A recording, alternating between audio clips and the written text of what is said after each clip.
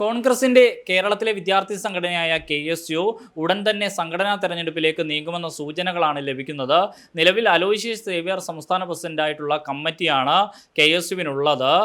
ദേശീയ തലത്തിൽ കോൺഗ്രസിന്റെ വിദ്യാർത്ഥി സംഘടനയായ NSUI ആണ് കേരളത്തിൽ KSUവിൽ ഉടൻ തന്നെ മിനുക്കുമണി നടത്തുന്നതിനുള്ള നടപടിക്രമങ്ങൾ ആരംഭിച്ചിട്ടുള്ളത്. ഏതായാലും ഉടൻ തന്നെ, അതായത് നേരത്തെ തന്നെ KSU സംഘടനാ തെരഞ്ഞെടുപ്പ് നടക്കേണ്ടതായിരുന്നു. എന്നാൽ നീറ്റ് പ്രവേശന പരീക്ഷയുമായി ബന്ധപ്പെട്ട വിവാദങ്ങളിൽ സംഘടനാ സമരം ഏറ്റെടുത്തതിൻ്റെ ഭാഗമായിട്ടാണ് തെരഞ്ഞെടുപ്പ് നടപടികൾ നീണ്ടുപോയത്. ഏതായാലും നിലവിൽ അലോഷ്യസ് സേവ്യർ സംസ്ഥാന അധ്യക്ഷനായിട്ടുള്ള കമ്മിറ്റിയുടെ കാലാവധി കഴിഞ്ഞതോടെയാണ് അതിവേഗത്തിൽ തന്നെ തിരഞ്ഞെടുപ്പിലേക്ക് സംഘടന കടന്നു പോകുന്നത്.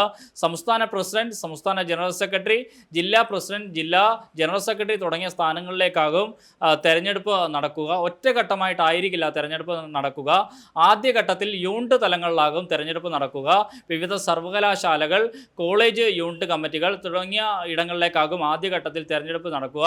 ഈ യൂണിറ്റ് തലങ്ങളിൽ നിന്നും വിജയിച്ചു വരുന്ന പ്രതിനിധികൾക്ക് മാത്രമായിരിക്കും സംസ്ഥാന ജില്ലാ നേതൃത്വങ്ങളിലേക്ക് മത്സരിക്കുവാനും വോട്ട് ചെയ്യുവാനുമുള്ള അവസരമുണ്ടാകുക.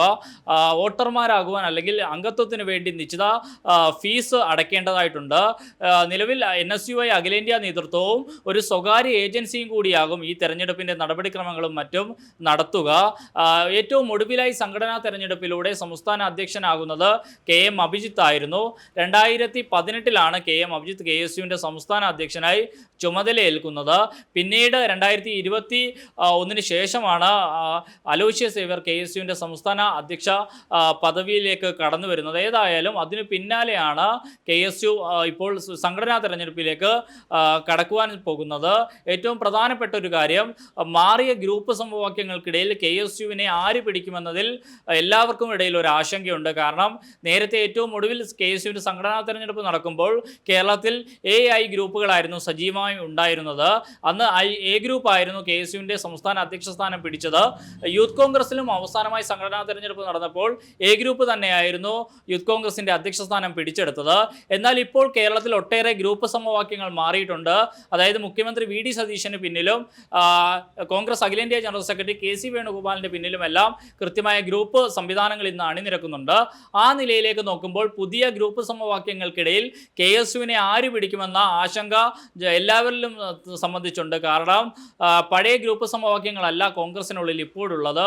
ആ നിലയിൽ നോക്കുമ്പോൾ നേതാക്കൾ മത്സരിച്ച് അംഗങ്ങളെ ചേർക്കുമ്പോൾ ആരാകും KSUവിൻ്റെ സംസ്ഥാന അധ്യക്ഷ സ്ഥാനത്തേക്ക് കടന്നു വരിക എന്നതിൽ ആർക്കും തന്നെ ഇപ്പോൾ ഒരു പ്രവചനം നടത്തുവാൻ കഴിയുന്ന സാഹചര്യമല്ല. ഏതായാലും ഓഗസ്റ്റ് സെപ്റ്റംബർ മാസങ്ങളിലൂടെ തന്നെ KSU സംഘടനാ തെരഞ്ഞെടുപ്പിലേക്ക് കടന്നു പോകുമെന്നും KSUവിൻ്റെ സംഘടനാ സംസ്ഥാന പ്രസിഡന്റ് ഉൾപ്പെടെയുള്ള സംസ്ഥാന ഭാരവാഹികളെ ഉടൻ തന്നെ അറിയാൻ കഴിയുമെന്ന സൂചനകളാണ് ലഭിക്കുന്നത്.